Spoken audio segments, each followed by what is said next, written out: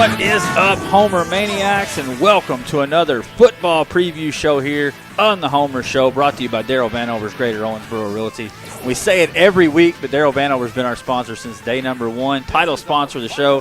So remember, he's the number one realtor on the 270 depth chart. If you're looking to buy or sell a home, contact Daryl by phone or text 270-315-0354. Tell him the Homer sent you. And if you forget, just look behind you. Absolutely. That's right. Right here on the YouTube channel. And for the viewers out there, they get to see it right on the screen, man. It's right there in front of your face, man. You can hit the pause button. You can write that number down. Get the home of your dreams. Man, Dave's killing it with production over here. Let's go ahead. I'm Stephen A. Turner, joined by Mr. Brandon Ward. Gorilla style. Mr. David Clark. Well, welcome, folks, to the Homer Show. I stepped all over your intro. No, it's all good. I wanted to give Daryl some props, man. Right, I was thinking about it on the way over here. I was like, I opened the show the same exact way every single week, and we kind of wash through. I want to make sure we highlight Daryl Vanover's Greater Owensboro Realty, who I was thinking about it, man. All the years we've been doing this, these sponsors that are starting to come on board, and without their help, man, and we're still needing more. But a couple more. We're for sure. We could always use more. Matter of fact, if you want to have soccer and volleyball and some of those other great fall sports highlighted, man, hit us up. We would love to get out and cover some of those games and spotlight a volleyball player of the week and all that. We've been looking for a soccer and wrestling sponsor for 4 years. Sure, absolutely. 4 years. Yeah. Yeah, we got to have it, man. We got to get the spotlight on those. We have to give our families a reason for us to go. You know, we can't go unless data is not exactly free. Oh, cell phone. Listen, I can attest, man. My cell phone and airwave data. Everything, man. It's unbelievable. Cell phones, airways, gas, just all that good stuff. But it's all worth it to bring you guys the coverage for these kids and get them noticed. And yeah, man, business. We can't do it without the businesses, man. Every single one of the sponsors we have, it's not cliche. We mean it from the bottom of our hearts. We can't do it without them. Yeah, so support them, especially if you're out in the outlying community and you hear the business in your community mentioned on the Homers Radio. Tell them the Homers sent you and go give them some business. But we got some football right around the corner. It's here. I mean, there's no question about it now. We've had scrimmages under our belt. Next Friday night will be football. It's live and in your house on the Homers Radio Network next Friday night. Owensboro Catholic, Davis County, game number 1. Numero uno. Started off last year, and it was a pretty interesting game. We figured we better check this one out. Yeah, we thought Catholic would just roll in that game, but I tell you what, Davis County had other plans and almost pulled the upset there in game 1. Yeah, it kind of planted the seeds of the Davis County Panthers, and we're going to preview the city teams next week. You got to wait one more week, folks. Got to wait for next week. We'll also have our first week predictions as we roll down the card next week for week number 1. Everybody's excited. I mean, you just look on Twitter and you look at the kids at practice. The coaches are excited. Randall Parmley, Home Team Friday, they're excited. I saw where they were collecting helmets today. It just seems like everybody is getting that buzz for football season. And if you live on this side of the Ohio, maybe a little bit north of the Ohio up in South Bend, you have reason to be super excited as we're going to preview some of these teams. I was going through. There's tons of talent. Some of these kids I didn't know were coming back. I felt kind of ashamed for not knowing because there's a lot of talent that's going to be returning to our area. We cover a lot of kids. I think people sometimes I get I got 3 boys at home, folks.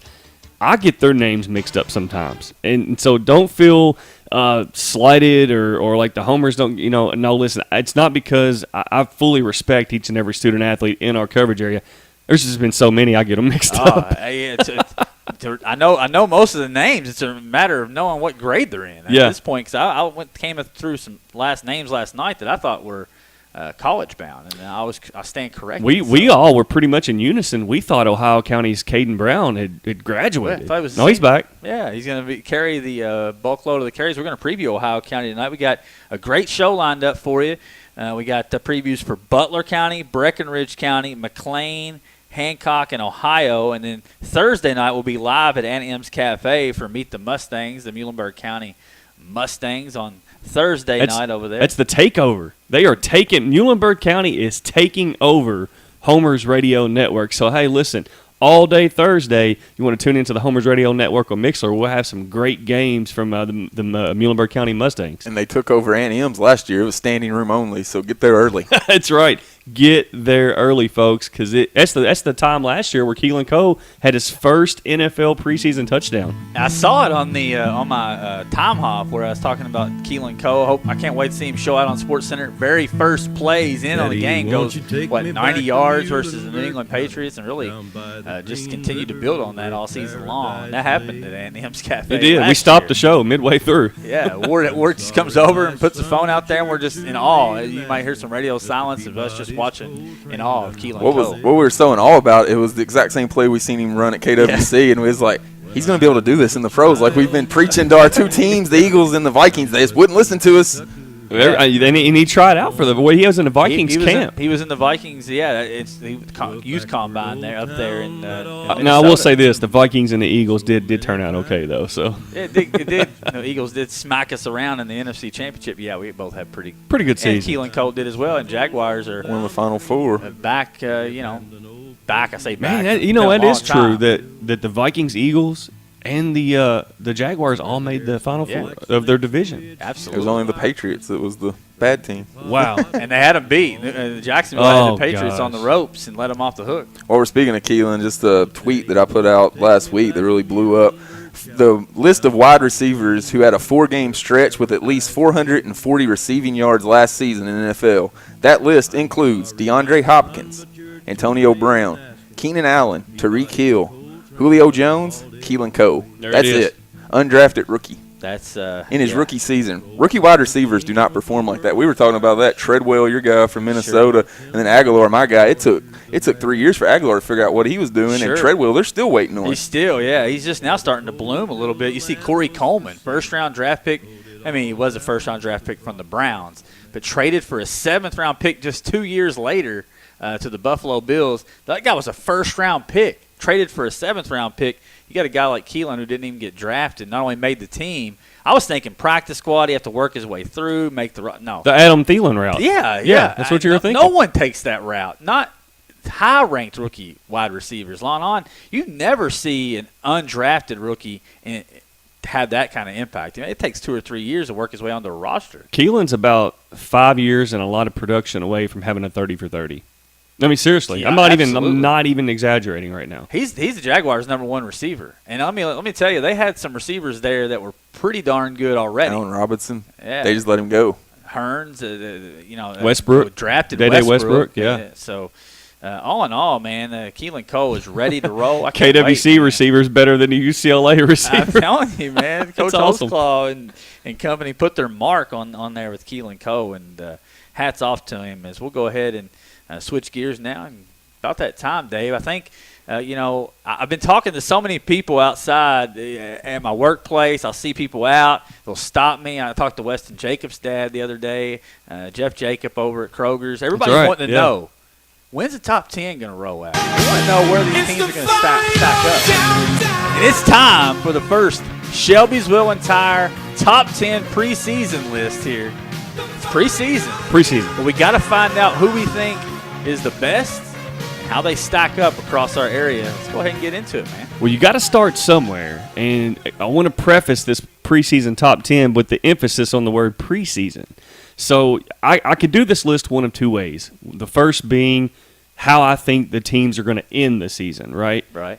Or I could do it kind of based on a two-faceted evaluation.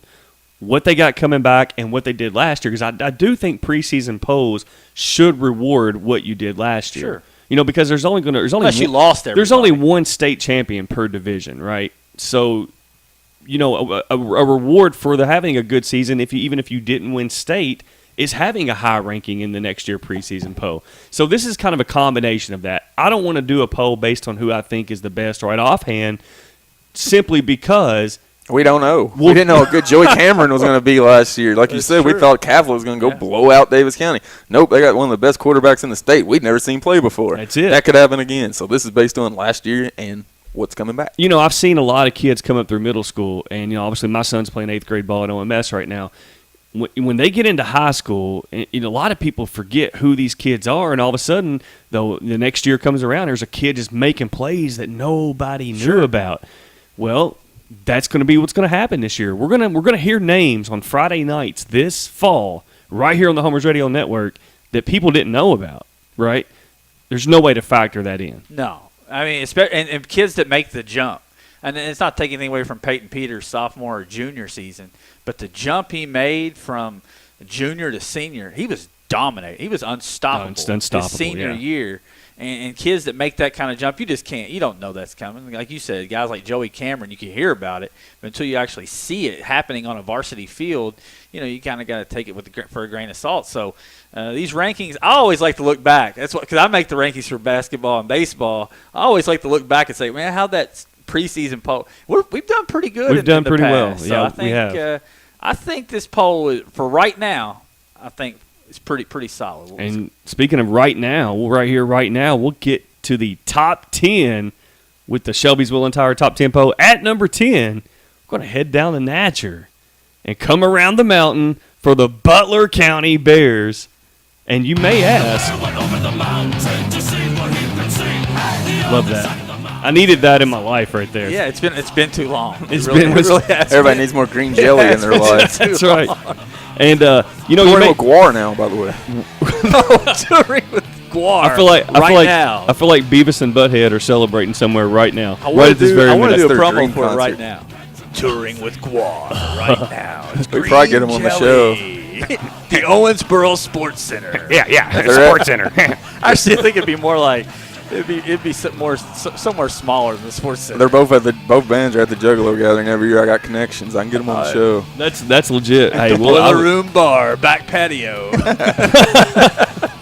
We're off the rails. We're way off the. Hey, but I tell you what though, you may ask, Clark, why you're gonna have Butler County in the top 10 when they didn't win a game last year. It's a great question. We're gonna talk about Butler County in a team preview in just a little bit. So we'll dive into the reasons why I think that they're gonna be have a better year in 2018. But for now, I'll tell you one reason why they're gonna be better. Okay. Because they got rid of the skunks and they got rid of the moles. Yes. That infested their field and drove them out of their home field.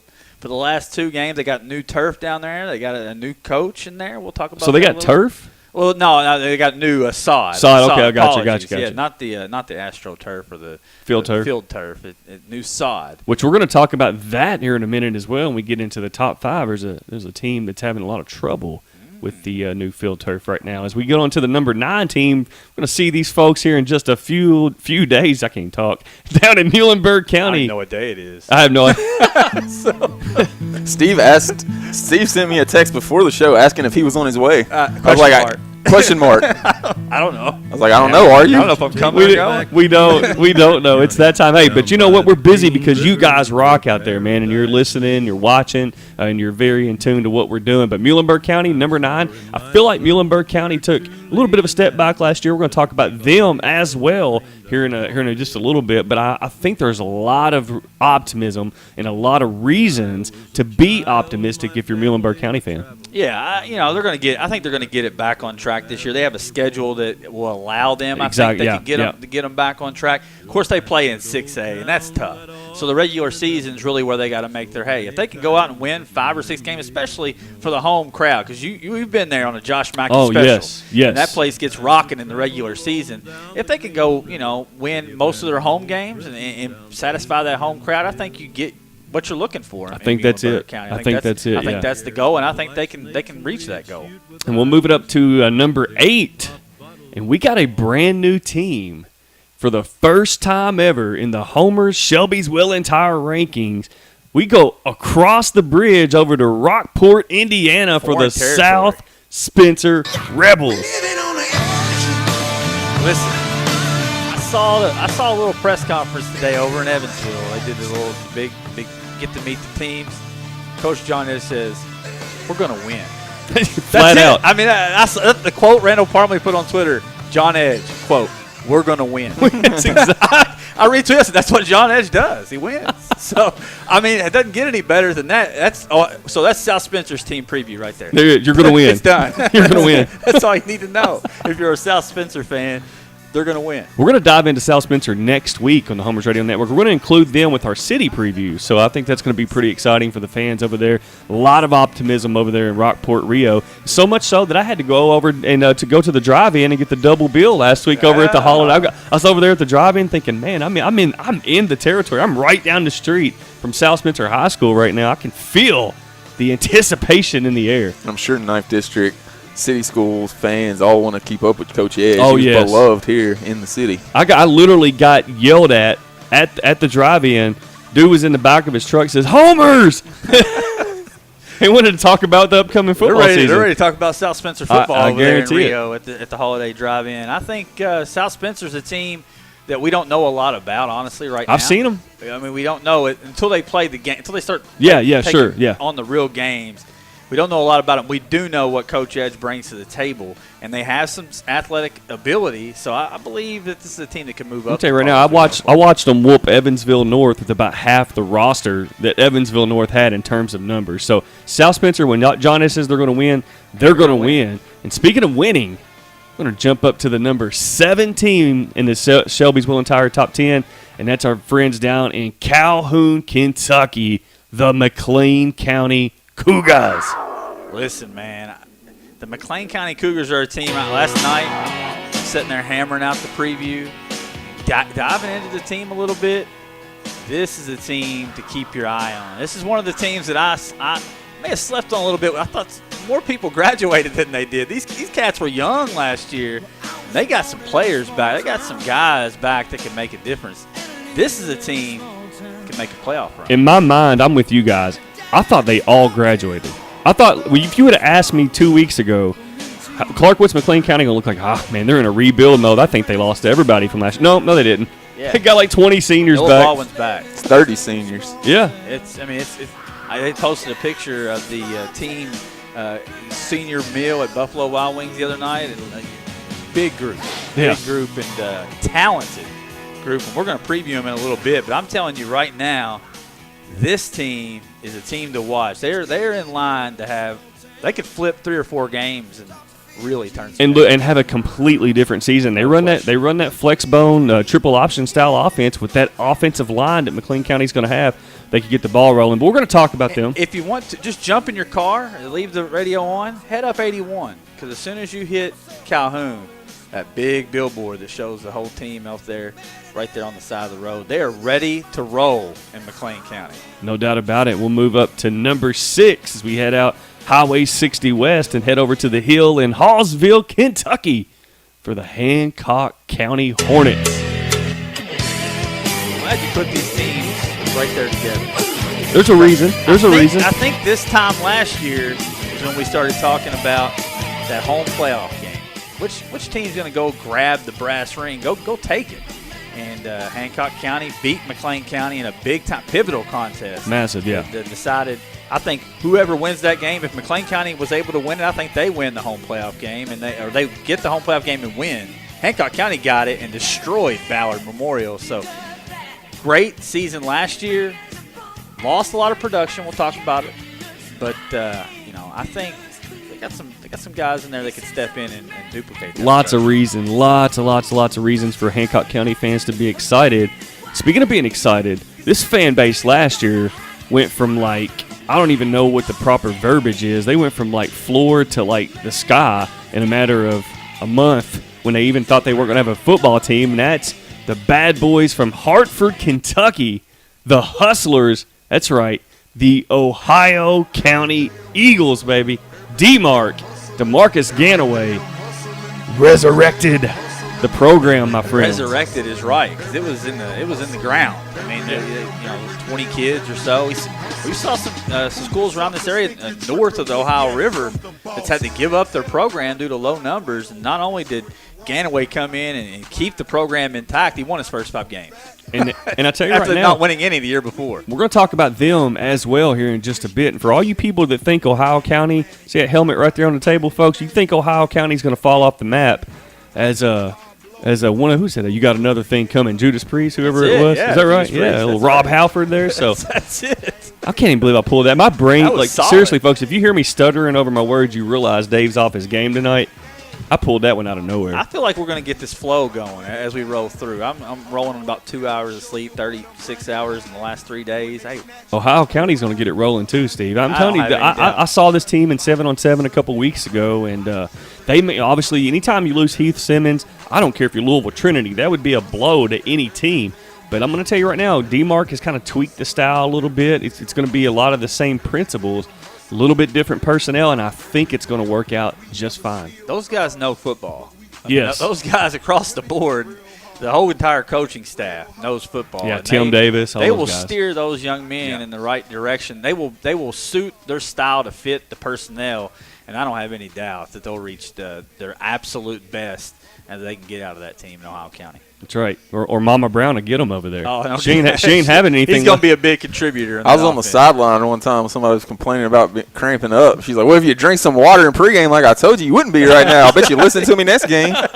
So she'll get them right. I love it. I love it. You don't. Hey, listen, it ain't a coach you got to worry about. It's Mama Brown. She'll get you. I guarantee it. We'll get up to the top four here, and it's where we going to get into the meat of it here, and we're going to get into it with the guys from Parrish Avenue, the Owensboro Catholic Aces, at number 4.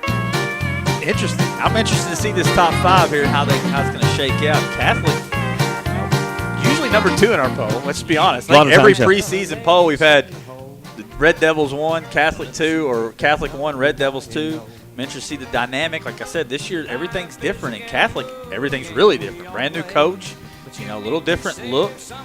Very interested to see what the Aces can put on the field. Great skill position players. Oh, there's no doubt. Now, obviously, the line's going to be a big concern. We'll talk about that next week. The biggest concern right now for Owensboro Catholic isn't even personnel. It's the field. This field situation, folks, and the last word I got, it's not looking good. Listen, Catholic has had some bad lucks with field, right? Their baseball team didn't play a home game all year. I mean, right till the very end, and they tried to host the district, didn't work out. Now you got the football team scrambling. I don't know their first home game, they're supposed to host Owensboro, I believe, in week 3. Week 3, yeah. I don't know what's going. I mean, it's not even close right now, folks. Man, that's tough. I mean, that's. What happened is I tell you, a situation with baseball where you have to go on the road, it's tough, but you can overcome it. You have to go on the road every week in football. That's a big. There's some options for them. They may be able to use Rash on a weekend where nobody's, if Owensboro's not playing, or that, I would say Apollo or Davis County, but they got regular grass field, so I don't know if how they would feel about that. Obviously, OMS is an option, sure. But you don't have stands on both sides of the field. At OMS, Catholic, a lot less. Catholic draws. Catholic draws. So it'd probably have to be Rash for them if they needed a place. But I hope they get that worked out. The contractors came in, ripped up the old field, and looked at the drainage system that was underneath the field, and they weren't happy with it at all. They said it wasn't laid right, it wouldn't drain off right. And they said they were going to have to fix it. Well, there's been a big issue with that, and the solution, I'm not going to say what it is, but the solution I don't think is a solution. So I hope what I heard that's happening isn't happening, because that's like when you go redo your bathroom, you pull the tub out and there's mold everywhere. It sucks. Yeah. And then you realize I have to replace all the boards now. I have to replace the studs, or I have to replace the flooring. You don't want to be in. And then you decide not to do it and just patch it up, and it's going to get you later. Sure. So that's where Catholic's looking at right now. They better fix it right. That's tough, yeah. And then Owensboro Catholic on the field, though, it's going to be interesting. They still have reason to be excited, but I'm very interested to see how it plays out for the Aces. Let's go ahead and jump into number 3. I'm curious. Yeah, number 3 is guys from Frederica Street, the Owensboro Red Devils.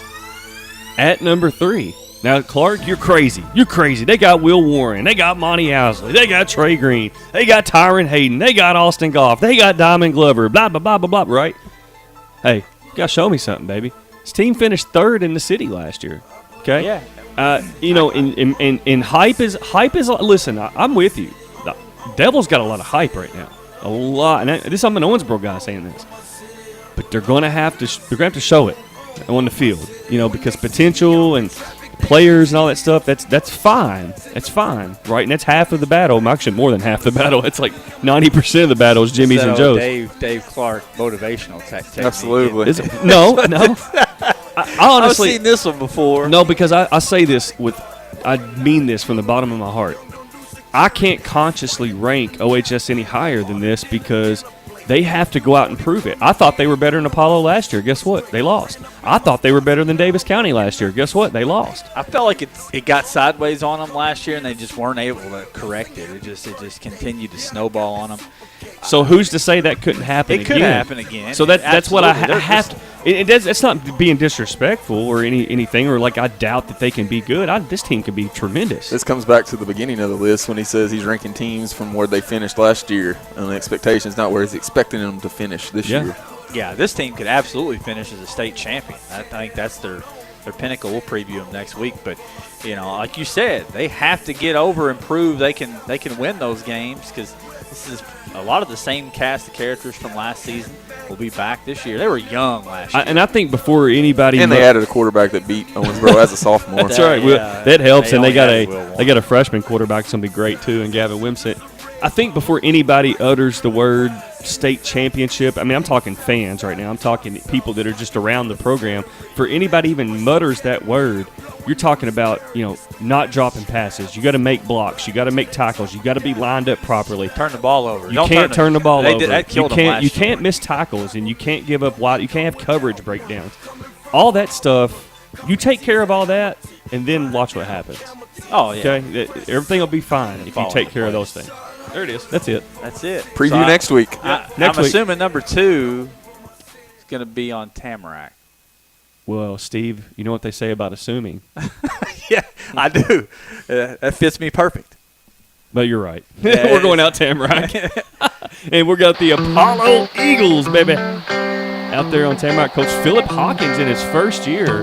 Talk about them next week as well. But lots of optimism. I don't remember a time where the Apollo community has been this excited about football. It's been since Michael Hanley was in school. Since Michael Hanley was running over me, actually. I think that's Which I was going to say is when we were in school. That's a the while last ago. time, yeah. I mean, coming into a season, of course, last season was a magical ride for them. It ended on a sour note, I feel like. And I think a lot of the guys that are coming back, that sour note is putting them through the summer, and they're out there working. I drive down Southtown a lot. My grandma lives in that area. And there's just kids out there with no coaches, just out there getting after it, at all hours of the time. And it's just, I think this is a group that wants to put the work in, and I think that's easy to get excited about. I mean, because the talent's there. So if you put the talent with the effort and the hard work, then you start to get into the special things. And I think this unit has an absolute opportunity to win 8 games. This city, this top 4 talk here is whetting my appetite for next week. It's tough not to dive. If we put all of them in the house together, we're still working on it. We put all of them in the house. I don't know what's going to happen. We may have like a UFC style press conference with Conor McGregor. We might have an octagon around the table where we're going to be at, and then people have to come in and leave through the octagon because I don't know what's especially gonna with Catholic and DC got ready to get it on the field next week too. Man, week number 1. Yeah. Apollo, I tell you what, they're going to have the best line in the city, and I can't wait to break them down. But hey, they're number 2 because they finished number 2 in the city. Yeah, and a lot of people are going to say they lost Peters, but I do think they can. I don't want to say replace Peters. I think they can distribute his production amongst several different guys and be a little bit more balanced. People don't realize how much this Apollo team had back, and I didn't until I started looking at the roster. They return a lot of people, folks. They lost Brooks and Peters and some of those guys, but I am telling you, this team is talented. Yeah, across the board, every level, they've got playmakers, and that's what you're looking for. That brings us to our number 1. There's only one place to go, Dave.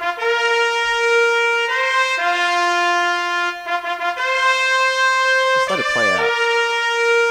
Crown them. Hear ye, I present to thee the number 1 team in all the 270 land, And the Davis Part County 81, Panthers. That's right. Coach Brandon loves that. He probably hates it.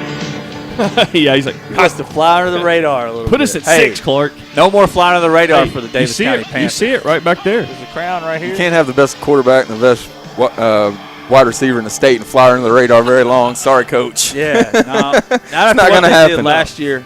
And you got to stop, really. I was thinking about this when I was doing some of these previews, thinking about all the teams and what Coach Brandon has done since he's came to Davis County. You talked about Apollo, the excitement there. There's never been this much excitement around Davis County football ever. And I don't ever remember him being this talented. Which, honestly, we'll talk to Coach Brandon about this next week. I can't wait to get him out there and talk to him.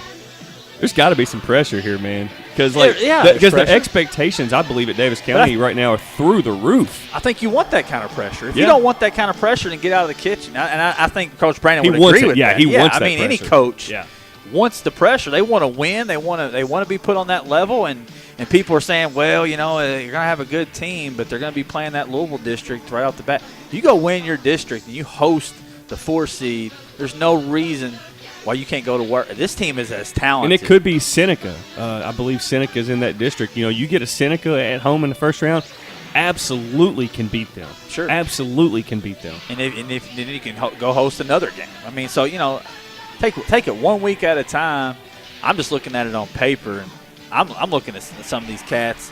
You're talking about guys that are 3rd and 4th on the depth chart in some positions that could be number 1 in a lot of depth charts around the area.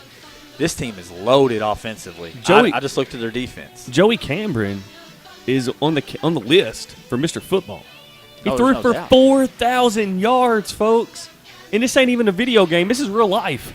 Markwell Tinsley should be on the list if he's not. That's what I did. I believe he's technically on the list. I know Frakes put out a 10, and he had Joey on there, but I'm with you. Markwell, I don't care what list you put out. You put a list of anything. If Markwell Tinsley and Joey Cameron ain't on that list, it ain't a list. Yeah, we got to get with Frakes and let him know about Markwell Tinsley. Hey, listen, and I'll say this to Frakes. He does a great job. Oh, yeah. He does a great job, man. He's kind of like we are. He's out there trying to spotlight kids. He's a Louisville writer, and he tries to spotlight kids throughout the state. You don't get that a lot from Louisville writers. You don't, because in their defense, you don't have to go outside the Watterson or the Gene Snyder to get a good story. No. You got it all right there in the metro. State championships flowing into that city all the time. There's no reason to venture out of there. But, I agree. He does do a great job. He's probably the most known writer in the state. So it's for Joey Cameron to be on his list. Big time. That tells you something right there. And Davis County, expectations obviously now being the number 1 team, not necessarily just because they're our number 1, but just I think everybody just talking, like I said, talking to so many people about this buzz around the football season. First thing out of their mouth is Davis County Panthers. See that crown on their helmet back there behind Brandon Ward's left shoulder over there? That's it right there. That's it. That's it. They got the crown right now. I was curious at the top 10. Come get it. Now we got it, folks. It's complete. The Shelby's Will Entire top 10 will have one every week during the regular season. As we roll through, it's about to get started. We'll go ahead and take a commercial break. We got Butler County and Breckenridge County previews after the break right here on the Homers Radio Network. Welcome back to the Homer Show here on the Homers Radio Network. Dave over there. That's right. Doing the Alice Cooper. But before we get into the Butler County preview really quick, I want to give a shout-out. You just heard the ad for Inspector Gadgets. The man's behind the mask for all the IT needs here at the Homers Radio Network.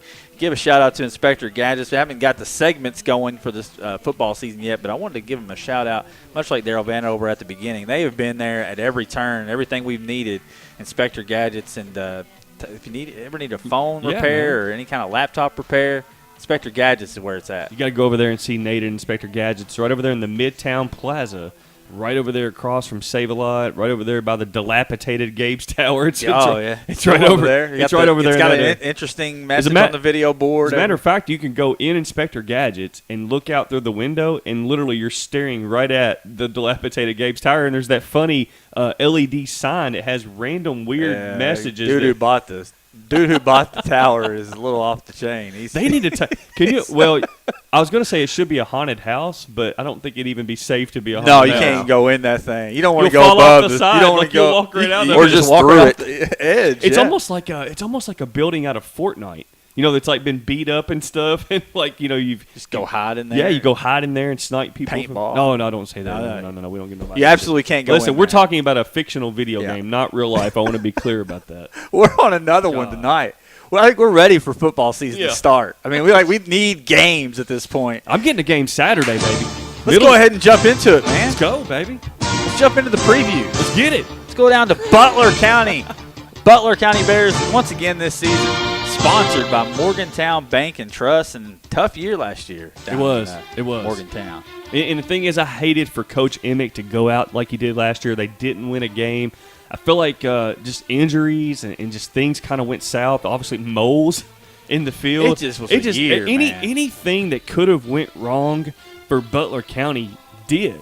And I feel like Coach Emick just deserved better than that. It wasn't. I'm not even going to maybe blame the kids per se. It's just like that. What is that? Newton's law or some law that when anything that can go wrong will. Martial law. Martial law. It's martial law for Butler County football last year. I think martial law is what we were talking about. Gabe's Tower. Yeah. Again, it's a video game. Just saying. For the record.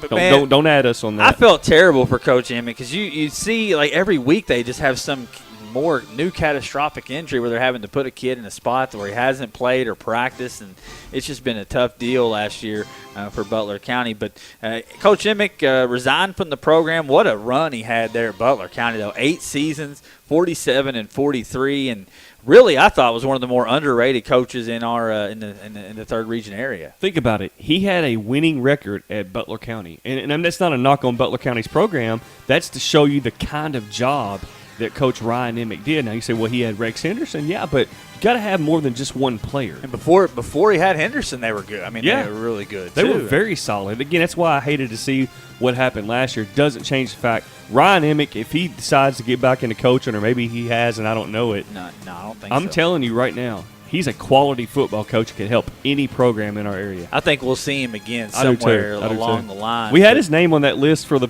Apollo job. We did, and I think he was a candidate for and it got a little attention down in Butler County. I remember that. Yeah, I think he would have been a fine hire for anyone in this area. But they did go with longtime assistant coach Brandon Embry. I believe he's been with the program for 10 years. Been the defensive coordinator under Ryan Emick for 8 years. So I wouldn't expect a ton of change schematically from what they've done in the past down there, especially defensively for Butler County. Yeah, I mean he's a guy that's paid his dues, and it's his time to lead the program in the way that he sees best fit for the guys down in Butler County. I think it's going to be a good decision by the administration to keep it in house and let somebody that's passionate about the program take over. Yeah, you go look at the offense. Obviously suffered tons of injuries last year. Just never got on the same page. They have a spring quarterback competition that's carried over into this point between Alex Rich, who's a senior, had limited, very, very limited action at quarterback last year, and sophomore Briar Beasley, they'll decide the starter. So, that's always where it starts, up there with the quarterback spot. Well, I'll tell you, Briar's nickname is Big, and then you got Big and Rich. So, no, I'm just kidding. I just made that up. But I tell you what, you got a little experience there with Rich. So, whatever direction the coaches decide to go with, you're going to have one of the other guys, I think, that you may be able to use in another position. Yeah, and if you look to he's going to need some help from the running game. Obviously, brand new quarterback. Always want that security blanket in the run game. And I looked at the run stats from last year. Just couldn't run the ball last year. It was a huge factor. Not a lot of production from running back, but they do have their leading rusher back. That is the good news. Junior Ethan Lawrence will return next season, or this coming up season. And, I think they've got to start there. You've got to be able to run the football. You've got to establish run. Of course, when they had Rex Henderson, you could throw it all over the lot, but I think you got to get back to basics and be able to run the football. And maybe, like you said, maybe Warren Cameron's going to be a guy that could help in that passing game too. You want to talk about being able to run the ball. You got to establish the run. But at some point in a game, especially when you're in Owensboro Catholic's district, you're going to have to put the ball in the air. Got to throw, yeah. If you get behind the 8 ball, and that's what happened to them last year. They just got bum rushed in the first quarter of these games, and then were unable to catch up. I mean, it was just a bad deal for Butler County last year. I expect them to field a better product this year. And you always say it starts up front. The best news of all I could find for the Butler County offense: 6 of the 11 seniors on the roster on the offensive line: Logan Binion, Aaron Bratcher, Michael Elmore, Logan Inglis, and Kane Neighbors and Weston Merritt make up the unit up front there. So anytime you can put 5 seniors on an offensive line, that's where it all starts, is the offensive line. If you can give your quarterback and skill players time to get open, they can get open. I don't care how high of a level your skill players are. They can get open if you give them enough time, and it all starts behind the offensive line. We've seen it on every level of football that we've covered, and we cover it all. Yeah, every level. In Pop Warner, I've been coaching Pop Warner football at ODC YFL for I don't even know how many years now. It's been so many years. And offensive line matters. I don't care how good your back is over there. You're not going to get anywhere without a line. And Butler County has got a line. They got some experience back in. They got Kane on the line. That's it. My God, they got Kane. They got Kane on the line. Just won a mayor's race somewhere down in Tennessee. Yeah, he's Knox County, Tennessee mayor. Glenn Jacobs. Flip it over to the defense, and that's where you're going to look for this team to be the most sound, because Coach Embry, obviously defensive coordinator for 8 seasons, you think they'd stay pretty much the same, be a 3-4 front, anchored by senior defensive lineman Alex Rich, which I found interesting. A possible quarterback playing on the defensive line, so tough guy at the quarterback spot. That's a combination. I thought it was funny to see a quarterback play linebacker a couple times that we've been here on HRN. I don't think I've seen a quarterback D-line combo yet. And you got the linebackers at the next level, Michael Elmore, Warren Cameron. Name showed up a lot on the Beach Tree Twitter last year. Warren Cameron will be one of the leaders of this team. They got a senior-laden defensive backcourt. Keaton Diaz had an interception last year and returns to lead the unit this season. All in all, I think Butler County, looking at their schedule, you look down there, try to find some wins on there. I mean, you go down the list. Edmonson County, they do host them. Obviously the Skunks and the Moles are gone. That'll be their first home game back since week 7 of last season. Yeah. So that's where I would start. I mean, Logan County, obviously on the road, that's tough. Logan County's improved leaps and bounds, but Edmonson County, Russellville's tough. It gets a little tough. I think Muhlenberg County is a possibility. Gets tough again, and then you're looking at Todd County Central on October the 19th. That's the game. If you're a Butler County fan, you want to circle it. You want to get your friends. You want to get on the road, and you want to go to Elkton, and you want to get that win. Absolutely. I think there's a possibility. I think if you could just muster up maybe 2 wins, 3 wins on the season, I think it's a success for Butler County. You've got to start somewhere. You look at what Coach Eubanks has done in Hancock, which we'll preview in a minute. He had to start somewhere. They didn't just go 7-5 and win a playoff game overnight. They had to lay that foundation, and Butler County's gone all the way to the top with the Rex Henderson and company. Now they've gone all the way to the bottom with the winless season. They got to start back and getting it going in the right direction. I think 2 wins would be a very successful year. And I think what you got here, Steve, on the outlook is spot on. We talked about it earlier. You never know what group from middle school is going to be coming up. Well, it's no secret Butler County's had some success at the middle school level of football, and they got a really nice group of 8th graders last year that are going to be incoming freshmen. And I tell you what you're probably going to see is you're going to see Butler County do the same thing that Coach Ed Smart at Grayson County has done over the last couple of years, and just play a ton of freshmen and sophomores and build for the future.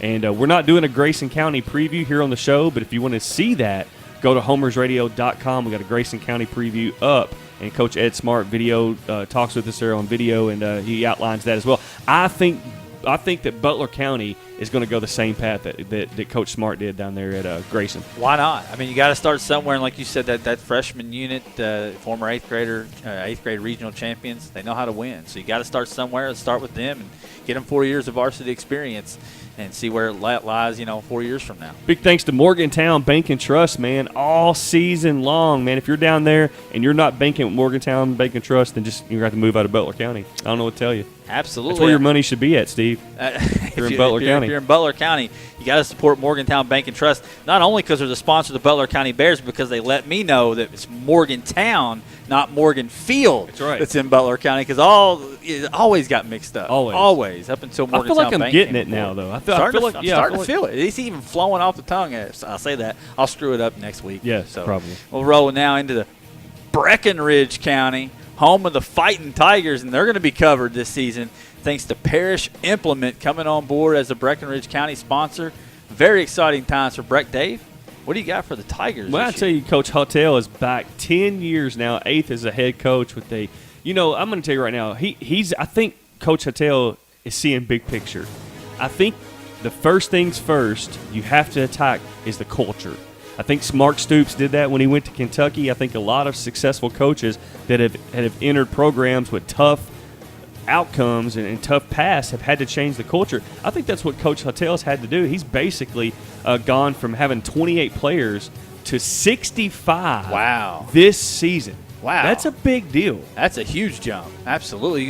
Anytime you can pull from a bigger pool of players, you're going to have a little bit more success. And I think, success a lot of times starts you could say make an argument starts on offense or defense, but I think offense gets people's attention, right? You think of Davis County, you think of Joey Cameron. Offense. Yeah, you always start with offense. They're going to have 6 returning starters.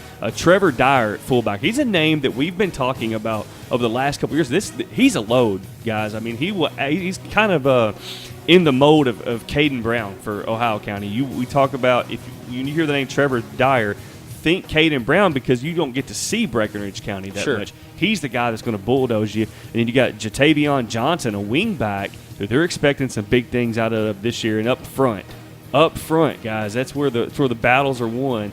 Dalton Upchurch, Rio Sanchez, Dax Medvesic, and I'm going to tell you right now, that right there is what's going to get it done, Stephen A. Yeah, up front, get it done for the Breckenridge County. I went too far. Dax Medvesic is a wide receiver, but again, he's a guy that'll crack back block your face off if you're not watching. Absolutely. Coach Hottel, we had them over at Breckenridge County, or had them over at Buffalo Wild Wings a couple years ago when we did our live shows there. And I just loved the energy that he brought. Obviously, like you said, the youth programs was a big thing for him, trying to get that system going over there in Breckenridge County. And it does not happen overnight. You can look at his overall record and say what you will, but I truly believe that it takes time. And Breckenridge County – he's in good hands. I did find a number here for Dyer. 6'2", 230 pounds. It's a man. Man, right at your face, at the fullback spot. And he also mans the middle linebacker spot on defense. And 66 tackles, 2 fumble recoveries, and an interception. Leading the way on both sides of the ball for the Tigers. Offensive line is going to be anchored by 6'2", 260-pound sophomore Frank Lucas. Wow. Think about that. That's a beast as a sophomore. That kid's going to get bigger and bigger as we roll through the next couple seasons. I tell you what, and if you turn it over to the defensive side, who else? Trevor Dyer on defense as well. Middle linebacker, 6'2", 230 pounds of angry Breckenridge County fighting tiger hitting you every single play. Good luck with that, Stephen A. Yeah, no question. Defensive side of the football, he returned Donovan George, also defensive end, 21 tackles. Jacob Williams, another defensive end, 53 tackles. At the defensive end. 53 tackles, 5 sacks. He's getting in the backfield. He's a speed rusher, man. He'll come off the edge and absolutely blast you. That's one of the guys that definitely be a standout up front for the defense. You look at outside linebacker Bryson Stafford, 33 tackles and a pick. Also had 2 sacks. And Darius Gray move over to the defensive back corner, 32 tackles, 6 pass breakups. And Jatavion Johnson, 14 tackles and a pick to round out the defense for the Breckenridge County Fighting Tigers. Looking at the schedule, got to find some wins on here, Dave. Oh, yeah, and you look at that district, Louisville Western, Louisville Moore, John Hardin, and Louisville Valley. They play in a pretty tough district up there. And, Breckenridge County, I think they're going to win some games this year. Now, you talk about which games they're going to win. We'll go through that list and maybe pick out a couple. Off the bat. I think we'll start right off the bat. Todd County Central, right off the jump. Is at Breckenridge County. Oh, okay, win. To open up the season. 1-0. That's it right there. The hype's going to be there. The crowd is going to be in the house. Everybody gets excited for week 1. And you got Todd County coming in. Could be a winnable game right off the bat. They got to travel to Grayson County week 2. Hey, Breckenridge County's got 2 winnable games right off the jump. Dare you say 2-0? I mean, you talk about excitement level. If they were to get to 2-0, I think it would definitely turn our heads. So I think it would turn. Like Ohio County last year. For sure. Coming out of the gate, just building confidence. We thought they might. We said that their coach would win Coach of the Year if he won 3 games. He ended up winning 7. There you go. So go Ohio County mode. Of course, it gets a lot tougher as you roll along. In the very last game, I know a couple years ago, they came within a hair of upsetting Hancock County. That game's at Breckenridge County. That's a blood rivalry there. Well, and the thing is, I like that game as the last game of the year. Hancock's going to be favored on paper. There's no doubt about it. But in beautiful scenic Harnett, late in the year, the weather could turn nasty. And if it does, Hancock better be ready to play. That's all I'm going to say. That'll round out the schedule for the Breckenridge County Fighting Tigers. Excited to have Parrish Implement on board. Get to learn a little bit more about the Tigers this season as we roll through the regular season. Hey, I'm excited about that D-line, though, real quick before we move on. I think that's definitely the strong part. George is 6'3", 230. Jacob Williams, 6'3", 200. They got a freshman, it's 5'11", 230, and then they got a Jonathan Rose over there at 5'11", 225. So they got a defensive line that is going to be pretty good. It's formidable right there. It's a good size. And I'll tell you, you look at their I just know because I've seen their baseball team quite a bit lately.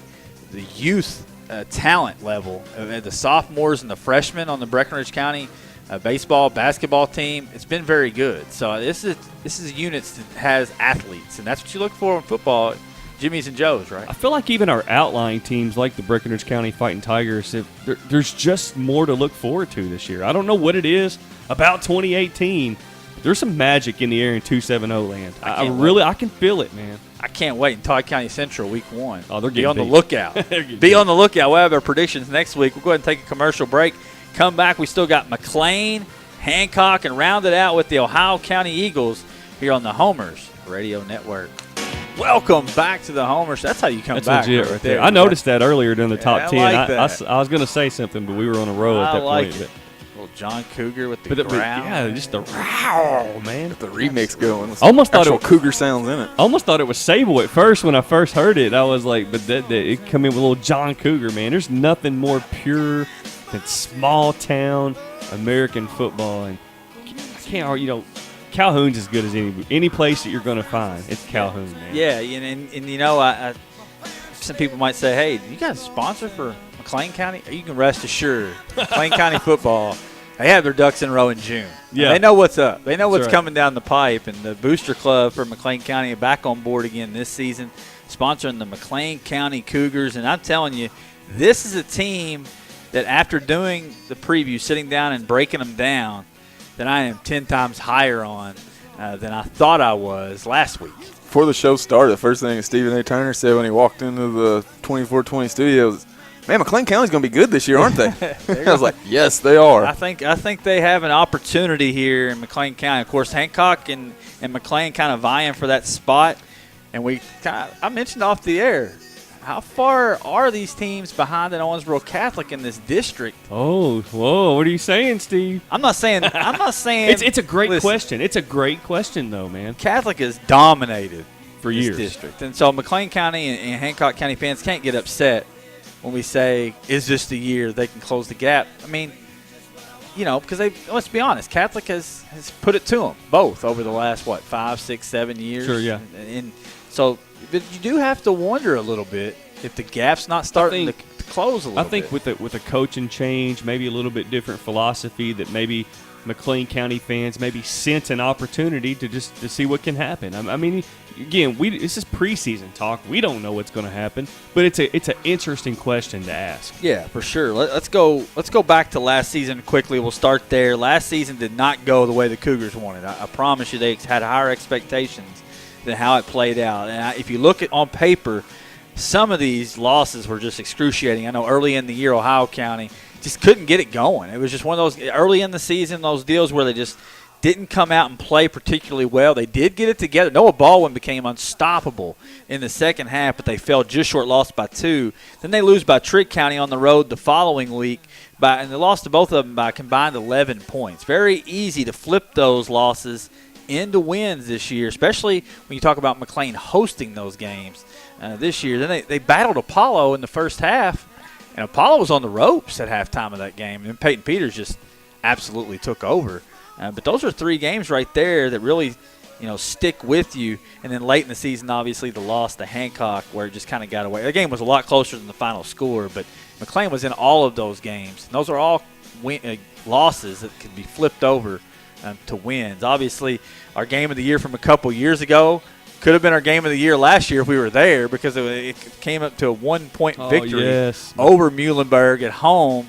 They avenged the loss from the year prior. So, I think McLean County, just looking back at last year, it was just missed opportunities to get over that hump and kind of have the season that they expected to have as they went in.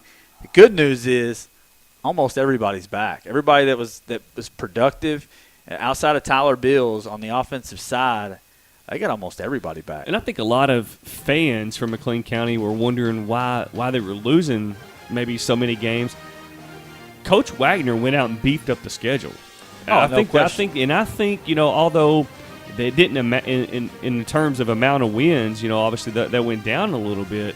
But I think this team is going to be more prepared not only for the playoffs, but this whole season as a whole. I think it showed the last 2 years in the playoffs when they went down to Murray 2 years ago. They'd lost our Homer's Heisman there at halftime.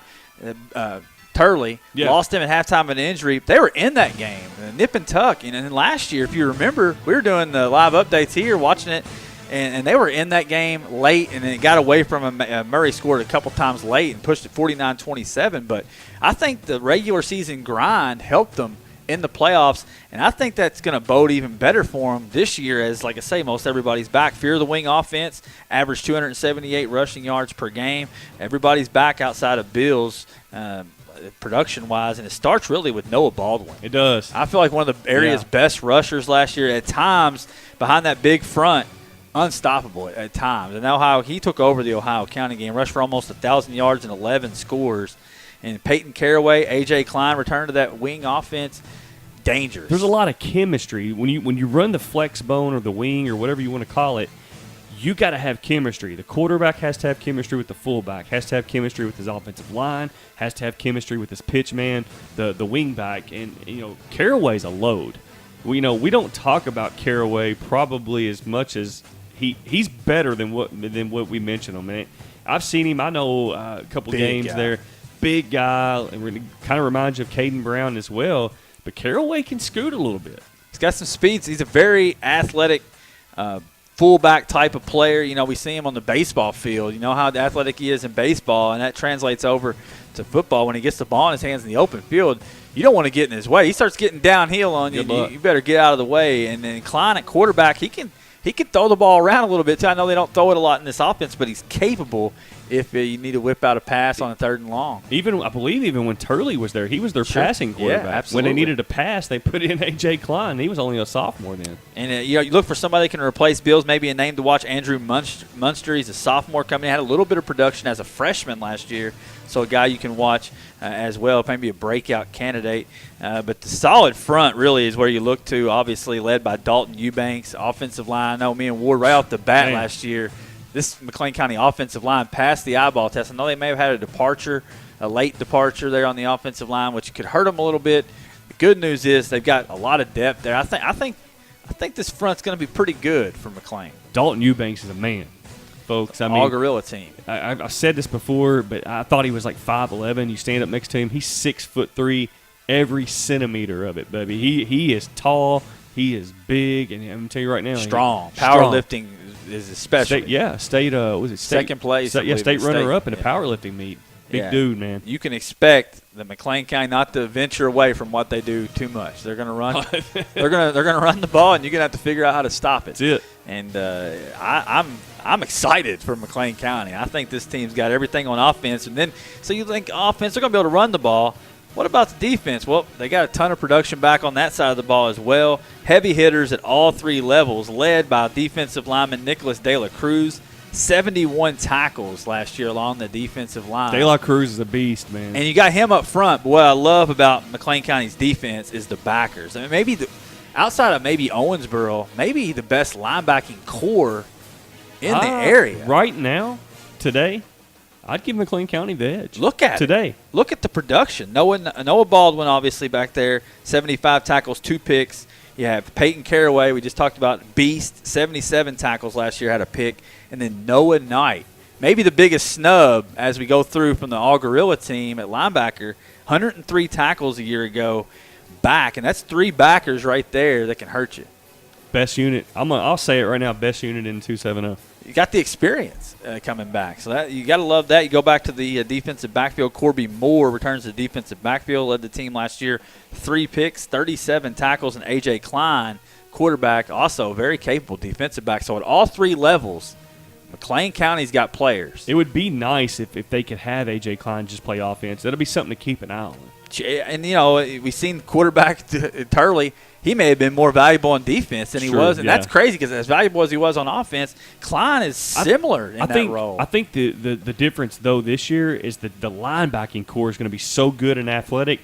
that, back then they had to rely on Turley so much to and he bail, got hurt to bail in him the out. playoff Yeah, game. sure. And I think this year's version of the McLean County defense is not going to need support like Turley provided. Now, having said that, Klein could start, but it'd be nice to save him. I'm telling you, McLean County folks get excited. I'm sure they're excited already. Oh, man, They're doing shrimp They don't boils wait and for- everything already. They don't wait for the homers to tell them to get excited. They stay excited I about mean, some they- McLean County football. They didn't ask us to put the billboard up. They're fired up and ready to go. I'm not going to lie to the folks, the listeners out there. That some of these previews are a little hard to write. I mean, they're hard for me. This one put itself together on its own. I didn't even have to write this thing. I mean, this thing just flew together. All three levels, they got players. You talk about offensive production out the yin-yang on the other side. The team's dangerous. Taking McLean County to make a playoff run this year. Oh, yeah. I think they can get a home playoff game and win it. And Hancock County fans are going to be mad. I think Hancock County, it's going to be fun, man. We talked about that battle this time last year, and people are like, man, they're talking about that already, a playoff battle already. And it played out perfectly. It came down to that huge game over at Hancock County between these two teams. Hancock County won it, carried the momentum, won a playoff game at home. That's the excitement you're looking for with your program. You flip that over if McLean County can steal that this year. Think about Paulson Stadium playoffs week 1. That place will be rocking. They'll have more pyro than a Motley Crue concert. As it in Hancock County was rocking last year. So yeah, I just feel like it's reason to get excited. You look at their schedule. I think they could flip 3 or 4 wins. I think this team could easily win 7 to 8 games this year. I agree.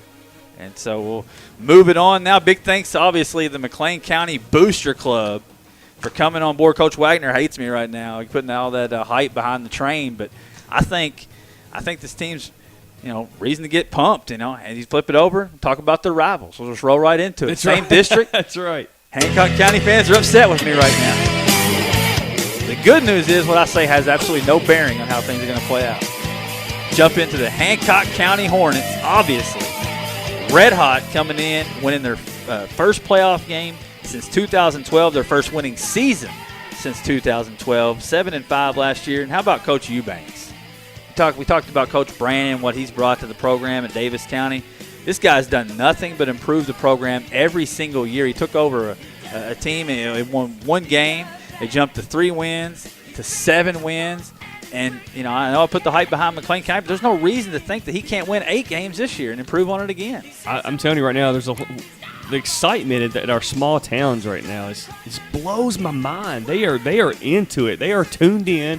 They are excited about their teams, and they should be.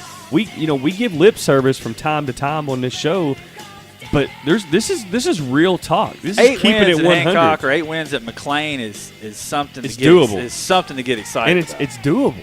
There's no doubt about it. You just put it on paper. The difference I feel like in McLean and Hancock is you have most of the production returning from McLean. Hancock is going to have to find some guys to step up. The good news is they have a lot of varsity experience that's coming back. It's just going to have to take on a bigger role, and I think they're capable. They lost Tanner Singleton, Jacob White, Gage Gray, Noah Allstad, and those guys rushed for over 1,200 yards. 30 touchdowns. They lost some dudes, man. That's some dudes. Yeah. And then you talk about Jacob White and Tanner Singleton, 2 of the most athletic guys you're going to find anywhere. People get overshadowed because they play in Hancock County. They don't play in Owensboro. I'm telling you right now, Tanner Singleton and Jacob White could suit up for anybody in town, anywhere, They're that was a Hancock County team that went tooth and nail with Davis County for a half last year. Absolutely. And then you talk about Gage Gray, who was just a bruiser, obviously led him on defense, but another guy you could hand the ball off to and know you're going to get that kind of production. So that's the kind of production they're going to have to replace when you talk about what they lost. Jump into this offense, and I don't expect them to change a lot. Oh, the scheme's going to be exactly the same. I think it'll stay. You look at Darian Clay, who I believe will be he's going to be the quarterback. And I'm going to tell you right now, he's an electricity every time he touches the ball. He had 5 interceptions, folks, last year, and 3 of those he took back for a touchdown. Several punt returns, kick return. The ball in his hand. He's one of those players with the ball in his hands, good things happen. So put him at quarterback. Every play. He's going to have the ball in his hand every play. And I'm expecting Spencer Harper now. I know he was a stud last year. He played a little bit of quarterback. I was curious to see how they were going to roll with it. Harper now is going to be a weapon that can hurt you. I think that combination right there should be solid. Blaze Nally also returns. I think he's another guy that will step in try to fill some of that production lost by the big seniors that were gone last season. Fullback, running back, have some guys you can hand the ball off to, or you can keep it yourself if you're Darian Clay. And then I tell you one thing that piqued my interest. I saw this. Basketball player Jackson Gray is suited up to play some football. It's this interesting year. right there. And this is a Dave Clark special. It is. Because every time we go to a baseball game or we go to a basketball game, Dave Clark says, look at that guy. Why isn't he playing football? That could be a slot receiver right there. I see a slot receiver. This guy can go over the middle. He can catch 10 touchdowns. Well, Jackson Gray's been listening to Homer's radio because he went out and he said, I'm going to play football this year. That's right. I believe in him, man. And, he can shoot the heck out of the three-pointer. An athlete's an athlete. I look at Kobe Stevens for the Owensboro River Dogs. We cover those baseball games all summer. I think I probably wore Ward out all summer saying, God, I wish Kobe Stevens was a slot receiver. You don't teach that. Like, you don't coach that. Jackson Gray has some of those attributes. Shifty. I mean, my question I'm just asking this question on the air. Can Darian Clay throw the ball? I mean, I'm assuming he's. Oh, yes. This kid can do it all, right? Yes. I mean, this guy was almost snuck into our voting as a freshman last year to be the Homer's Heisman. I expect this guy could probably throw it 60 yards on a dime. That's just kind of. He's going to be one of those special athletes. You think of like Brendan Lewis, Travis Atwell. I mean, I know that's a heavy name. As a freshman to do what he did, I mean, you're going to get that. And Travis Atwell ran this type of offense at Hancock County. He ran an option-based attack, and so now as we're talking about it, now maybe I'm thinking maybe Hancock County, that team that hosts that playoff game. Oh. He turned his back on McLean I'm all County. over the place. But I'm telling on paper, kind of like we talked about with Cameron last year. Yep. We've seen it with Clay, but these guys have got to feel that production. We know what Singleton and White and Gray brought on paper, 1,200 yards, 30 touchdowns. Can these guys duplicate that, maybe even take it to the step further? I have some questions about Hancock County in terms of their overall team, right? Up front, on the edges maybe a little bit. But one thing I'm pretty sure of, when Hancock County steps on the field on Friday nights, odds are most Fridays they're going to have the best athlete on the field in Darian Clay. That's a good start. That's a good place to start. That can make up for a lot of sins, folks. I mean, when you talk about, again, like a Monty Owsley for Owensboro, or Peyton Peters for Apollo last year, Marquell Tinsley for Davis County, when you throw the ball to a guy or have the ball in a guy's hands that can do things and make 5 or 6 people miss and score, there's no game plan for that. And Darian Clay brings that kind of ability to this Hancock County offense. And I got to give a shout, before we get off the offense, we got to give a shout out, second team all-area Warren Garrison. I mean, Garrison's running Hancock County. I'm telling you right now, they do. There's so many good players that come out with the Garrison name, obviously leading the offensive line. He went out and sent us some information. They got 6 offensive starters returning, 7 defensive starters. So they did lose some guys, but they've got a pretty good core coming back. And you got 3 all-area second-team players returning, 14 seniors on the roster to build off the foundation that's been built there. All in all, man, I love the offense. I think you said questions along the front. I think their front's going to be pretty solid. On the offensive side, you flip it over and talk about the defensive side. You look linebackers, defensive backs. Clay, obviously, like you said, 5 interceptions, 3 pick sixes. Yeah, I think he'll go both ways. I think he's going to have to go both ways. And again, that's you have to have him on D. You have to. I mean, he may be more valuable as valuable on D as he is on offense. Clay's going to have a lot of big plays this year. I think he's going to have a lot of 50, 60-yard touchdown runs this year, and he's probably going to follow that up with a 5. I fully expect him to match that production on defense again. How about the Garrisons over there on the other side? Lucas Garrison, obviously, all Gorilla team, 78 tackles last year as a freshman. And then you got Ryan Garrison, 40 tackles and 2 interceptions. Unbelievable on that side of the ball. And you got Zach Martin at linebacker as well, 51 tackles. And then on the outside, defensive back Spencer Harper now 45 tackles. So much like McLean County, you start to see this thing right itself. Playmakers all over the place. Now they just got to put it together. No doubt. I'm starting to buy. Yeah. Stephen A. I'm buying. Last night I was just sitting there thinking this is going to be. I don't know what game's going on that week, but I mean, if this plays out the way I'm expecting it to play out, October 19th at McLean County, Hancock County. I mean, I don't. We're gonna have to figure it out, man.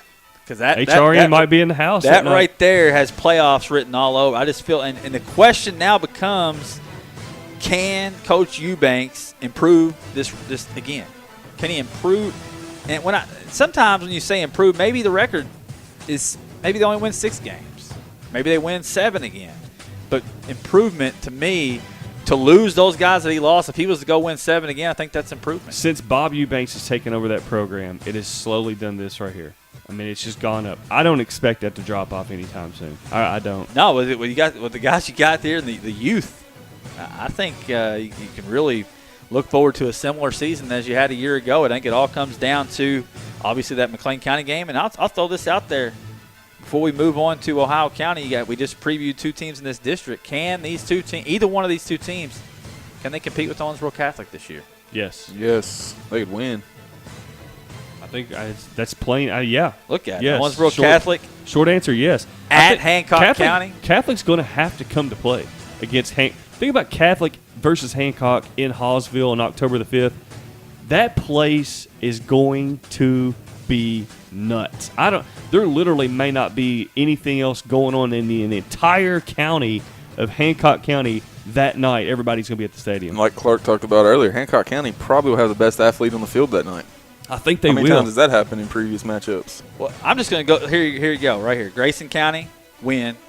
Webster County, win. Ohio County at Hancock County.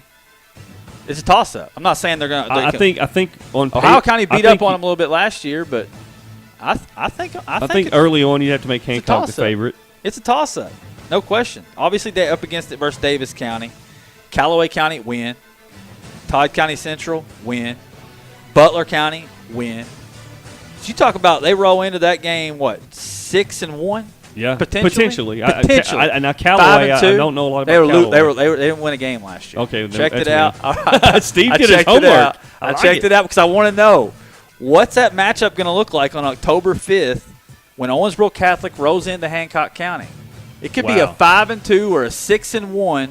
Hancock County taking on a 5-2 or 6-1 or whatever. I can't imagine at that point we have to be there. I would think for that. I mean, that's insane. That would be a massive matchup. You got Catholic and McLean County back-to-back weeks. Fans would be insane.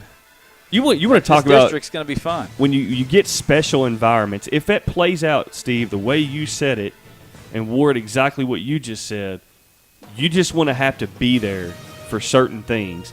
And if it plays out like we just said, you're going to want to be in Hallsville on October the 5th. Because I think win, lose, or draw, no matter what the outcome of the game, I think the environment that night could be one of the best we've ever seen on the Homers Radio Network. Yeah, we've seen one of the best ones we've seen is in Hancock County when McLean came to town and they had the big play on the goal line. I mean, it was an epic ball game. The win night, the night where it was it was October and it had been warm, shorts and T-shirt weather, and all of a sudden that night the wind's blowing 70 miles an hour and it felt like it was 10 degrees outside. Yeah, I remember that. Yeah, and that was a very, very special environment. You got Catholic at home, and then McLean County to follow. They got a bye week in between, but man, I'm telling you right now, that's be a fun stretch here on the Homers Radio Network, and for the Hancock County Hornets as we go forward. That was fun. That was fun. I enjoyed that. I enjoyed doing that. So we'll move it now to another team that I always enjoy covering with Coach DeMarcus Ganaway at the helm. It's time to talk about the Hartford Hustlers, Ohio County Eagles, sponsored by Dairy Queen in Hartford. So if you live over there, hit them up. Get that blizzard, man. Absolutely. You get the whole pick this summer. All the fan favorites are back on the menu. So if you've been wanting that cotton candy blizzard or you've been wanting that s'mores blizzard, which I have been screaming for the past 2 years, it's there, baby. It's right there. Maybe I don't know why you would never not want a blizzard. I don't know. But if you ever come in a mood to warm hot fudge cookie with the that's my favorite, hot fudge with the vanilla ice cream on the warm chocolate chip. But a lot of Homer maniacs out there have been getting their hands on some blizzards, courtesy of our player of the tournament giveaways, and then obviously our Homer's Thursday trivia, which we're going to be giving out the last 2 blizzards here probably tomorrow. There you go. And so if y'all didn't comment, then hate it for you. You better jump on there right now. You got to. It's still there. Got to get the blizzard. I think people think that once you comment, it's over. It's not over. It's not over until I saw we you get to tell people Blizzard. multiple times. You got to just comment. Yeah. Even if the It's that first simple. person gets it right, I don't know. I'd think about something different next time. But Ohio County had a big season last year, Stephen A. And a lot of people thinking that they're just going to fall completely off the mark. I don't think that's going to happen. I don't think it'll happen. I think that the right leadership is in place to keep it from happening. I think these guys, like we talked about in the top 10, this coaching staff knows how to put guys in the right position. They're going to see the strengths of the team, and they're going to play to that strength. And Coach Ganaway will have this team ready. And when you come to play Ohio County, you better get ready. Week in and week out, they're going to bring it against you every week. Coach Ganaway is intense. If this team was to lay down 1 week, they're going to pay for it. I mean, they're going to have a rough week of practice, and I think that will bring out the very best in this team. There's no doubt. I think, you know, a lot of people are sleeping on some of the skill guys, but I look at Nick Morris and what he brings to that Ohio County offense on the outside. He brings great route running, great hands, and deceptive speed. That's a recipe for big-time yardage in 2018. Yeah, you know, obviously the question really starts at quarterback, obviously with Heath Simmons gone now, and that's really the question around the program. Also, Quidarius McHenry was a burst on the scene as a freshman last year, killed it in the running game, obviously was a phenomenal defensive back as well. So right there is where you got to start because that's what's gone from the program, and so you got to have maybe Quidarius. He's gone. He's Quidarius. As of right now, we can only talk about who's on the team. That's right. McHenry's not there. Well, he won't be. He is. He's currently enrolled at Grayson County. He's not obviously going to play football there. He's looking to, I believe, transfer in the coming weeks. So that hurts my heart a little bit.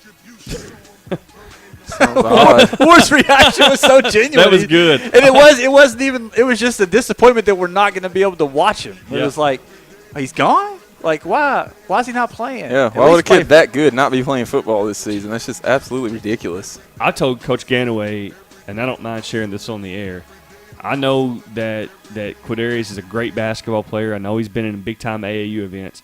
From my eyes, what I have seen, what David Clark has seen from Quidarius McHenry, football is his ticket. I think so, man. I mean, that's just what I see. But that and that's a loss. There's no doubt. There's no way you can get around it. Defensively, offensively, it's a loss. They're going to have to find a way to supplement that production in other ways. And you talk about Heath Simmons. This guy, you look at some of the pictures on Twitter of Heath Simmons at St. Francis training camp, St. Francis, getting ready for the season. This dude's turned into a man. I mean, I mean, obviously we talked about a lot on here. He's got the size and ability. I'm telling you right now, the buzz around St. Francis. Defending national champions. Defending two-time national champions in a row. They've got the offensive player of the year at the running back spot there at St. Francis to go with Heath Simmons. The buzz around Heath Simmons is this kid could be the first NAIA player drafted in the NFL draft. That's the buzz with the coaches have got their hands on him. Wow. Got him to work. And the buzz is that that's putting a lot on the young man as a freshman just rolling in, but that's how much the coaching staff likes Heath Simmons. So it's going to be fun to watch, and all their games are available on YouTube live stream, which we can promote that as the season goes. I can't wait to see him. Is he expected to play? He's actually in a battle. I believe there's a junior that's transferred in. I think South Dakota State, the quarterback as a junior is expected to win the job, but it's not set in stone. I mean, it's got to play out, and he's pushing him back there. So he's as good as anybody we've seen. I mean, you're talking about a team that's got a great defense and a great running game. They got to have a quarterback. Last year was phenomenal. So their expectations are. So if this new quarterback doesn't quite meet it, he's going to be there to pound. I think Western completely missed the ball on Heath Simmons. A lot of schools completely missed. I don't understand some of these recruiting. How if you're Western Kentucky University and you're 30 minutes from Hartford from his high school? How do you miss out on a prospect like that? Sleep on Heath Simmons. The size, the throws, he can move around. I mean, he had the ticket. I mean, and he's going to do well at St. Francis. What's going to happen 4 years from now? Mel Kiper is going to start to evaluate, which I hate to throw Mel Kiper's name out there. He's been horrible, but he's going to look at film. He's going to look at Heath Simmons, and drool's going to start running down his mouth. Yeah, he's going to be, how did that kid? People are laughing right now. They're thinking these guys are full of it. Laughed at us when we talked about How about Homer. Josh Allen? Josh Allen from Wyoming or Carson Wentz from Philly.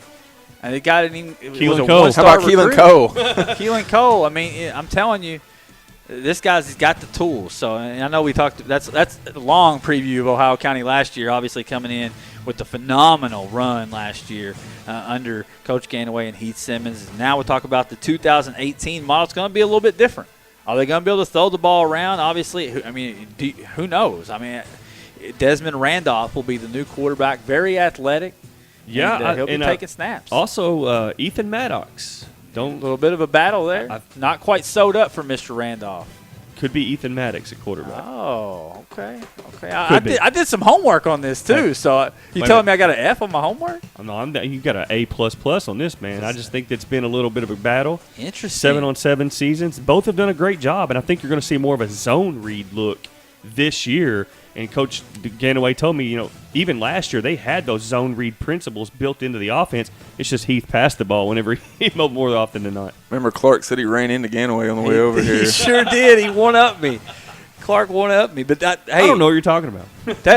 that zone read, that RPO, so the NFL has been harping on so much, is the thing. It's it. It's blown up. And to be honest with you, as a guy who really enjoys defense, watching defense, it's tough. I mean, you gotta make the read quick, and if you got an athletic quarterback back there that can hurt you, obviously Maddox had a pretty successful,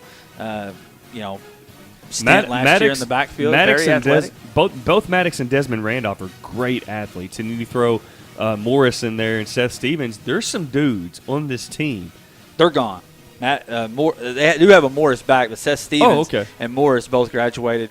We didn't talk about the receivers, obviously. Heath Simmons didn't throw for 2,500 passing yards and 32 touchdowns without Ben Wood, that's who I'm thinking of. Ben Wood is the guy. Remember last year? I was getting him, and Morris was taller, and Wood's the Wes Welker. Yeah, and Ben Wood rolled in last year to our preview with the cowboy boots, belt buckle. I remember now. Had the personality. This guy has it all, and he's going to be a playmaker on the outside. Obviously, we'll talk about him too. He's a very good defensive player. Offensively, very good little slot receiver out there if the Ohio County decides to throw it around. And obviously, it's going to take a lot of pressure off when you have a running back like Caden Brown coming back, 900-yard season, 5 rushing touchdowns, and if you need to throw it, he can catch it too. Simmons used him as a security blanket a lot last year. There's a reason why we compare all big fullbacks or big running backs to Caden Brown. That's true. He's the standard. He's been setting the bar for 2 years now. He was a sophomore when we named him the Bulldogs. He was a sophomore. We thought he was a senior. We did. last year. He was so big. I mean, he's the standard that when we talk about guys like Peyton Caraway or we talk about any of those big bruising fullbacks, Caden Brown is the mark. There used to be a guy on the Vikings called Leroy Horde, and when he would get the ball, John Madden would say, if you need 1 yard, he'll get you 3. If you need 3, he'll get you 3. That being said, Caden Brown, if you need 1 yard, he'll get you 3. If you need 3, he'll get you 5. If you need 5, he'll get you 10. I mean, anywhere he has a nose for the end zone as well in the games we called last year. And he's so difficult to bring down. He frustrates defensive players. They end up grabbing his face mask. He caught probably 5 penalties in the opening game last year against McLean County because they just couldn't tackle him. Eventually, you're just like, well, I'm just grab his face mask and bring him down because he won't go down otherwise. And it's not on purpose. It's just you're grabbing anything you can to try to get the big guy down. And every film I've watched a lot of huddle leading into these previews, and almost universally when I see Caden Brown get tackled on huddle, they're going for his knees. Nobody tries to hit him straight up because, let's be honest, you might get hurt if you go straight up with Caden Brown. No doubt about it. I mean, maybe visiting Steve in the ER. I switched from 911 to ER. I don't know what I'm thinking when the stress level has gone down some. But, I mean, let's be honest. There's traumas flying around me all the time. I'm still stressed out. Yeah. And it shows. I think the opening of the show, it took me a little while to settle in. I've been at work for like 5 straight days, but settle in now. And these previews are a lot of fun. We talked about Ben Wood, obviously, 435 yards receiving, 8 touchdowns last year. But a guy that I really wanted to touch on this team, I think is going to be the breakout star of maybe the entire area, is Shane Frady. Because as soon as I saw him last year, week number 1, he made an impact. But as soon as I saw him, I immediately thought Shea Carwile. He has the same build, plays the same type of way. He's a good tight end, 300 yards receiving, 5 touchdowns. But he also can get after it on the defensive side, which we'll switch it over to that side. And I think Frady is a monster up front. I think he has that Shea Carwile type of build. I know when Carwile was a sophomore, I wasn't hearing anybody talking about him. But every game that I would call, I'd say Shea Carwile's name at least 10 times. And Frady's the exact same way. I think you're going to see this kid start to develop, and by the time he's a senior, he's going to be a Division I type of recruitable player just because of size and ability. Can't teach it, man. If you know, there's intangibles that God blesses certain people with, and Shane Frady has those.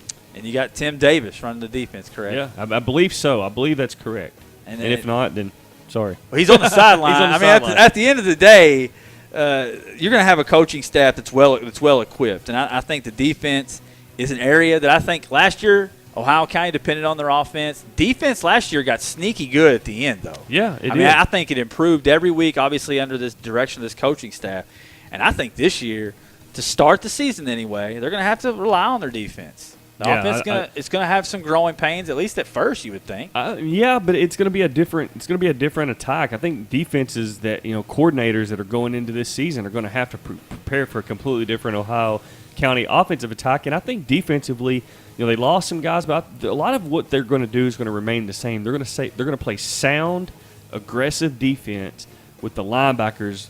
I think everything in their defensive scheme is geared toward linebackers making plays. Yeah, Ben Wood returns the defensive backfield, 82 tackles last year. After what he did on the offensive side, 82 tackles and 2 picks. He'll be joined by Randolph, obviously Desmond Randolph, Jordan Toll, the baseball player, playing football as well in the defensive backfield, Dakota Vanover.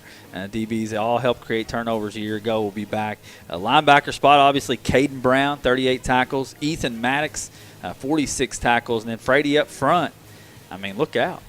Yeah, there's no doubt. And the bad news is, Ohio County being a 6A team, you don't want a lot of those guys playing both ways, and I think that's what's going to have to happen. They're going to and let's be honest, it's crazy that we're 1 year removed from this team having 20 guys. Yeah. All right. I mean, or not having a team, period. I mean, go back to the McLean County game a couple years back.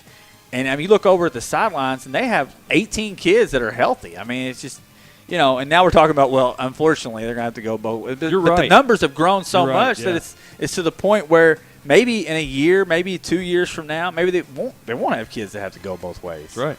You got to build. It's a process, man. You don't get there overnight, and winning helps a lot, and that's what Ohio County's doing.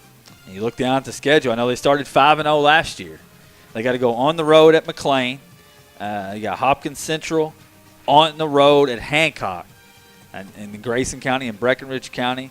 They could easily go 5-0 again. They could, and we said that last year, and that's exactly what happened. And we previewed McLean and Hancock. I think those two games are going to be Hancock is going to be about the same as last year, maybe difficult-wise. I think McLean County is going to be a lot tougher on the road week one. Yeah. More seasoned coming in.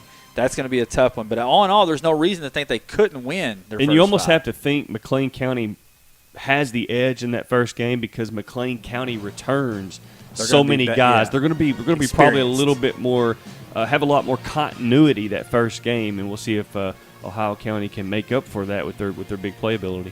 Go to the second half of the schedule, and that's where you jump into tough. the 6A games, and they will have them at home. Henderson and McCracken at home.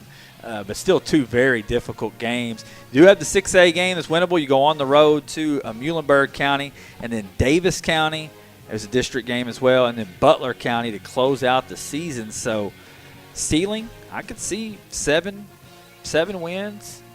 Floor, maybe 4 to 5 wins. But either way, I think when you lose a big-ticket item like Heath Simmons, if you're able to keep that thing rolling, I'm telling you, if Coach Ganaway wins 6 games or more this season – he might keep that trophy for Coach of the Year. His phone may have already been ringing quite a bit. I would say it probably has. If it hasn't, people are just flat out just missing the sleeping. boat. I mean, there's no doubt about it. So I just think after what they, obviously what they lost, if he's able to maintain that again, they're really going to turn some heads. And I don't think there's any reason to think why they can't win 7 games again. I think that's got to be the goal. You got to continue to keep that. I think that's the ceiling, man. That's going to do it, man, for the previews. It's fun, dude. Hey, drink. I've been smashing this bottled water over here, man, just trying to get through it. I can't wait till next week, I got to be honest, man, because we're going to get into the city teams in South Spencer. They're not done. The previews are not done. Yeah, next week, obviously, we'll have all the city teams, and we'll have South Spencer. And then Thursday night, meet the Mustangs. Mustang Takeover here on the Homers Radio Network on Thursday. And you go to homersradio.com and check out the Grayson County preview as well. You got video interviews up with some players and coach, right? That's right. Follow at Homers Radio on Twitter and Instagram. Find us on Facebook, also YouTube, and homersradio.com daily Gorilla style. Subscribe on YouTube. We need it.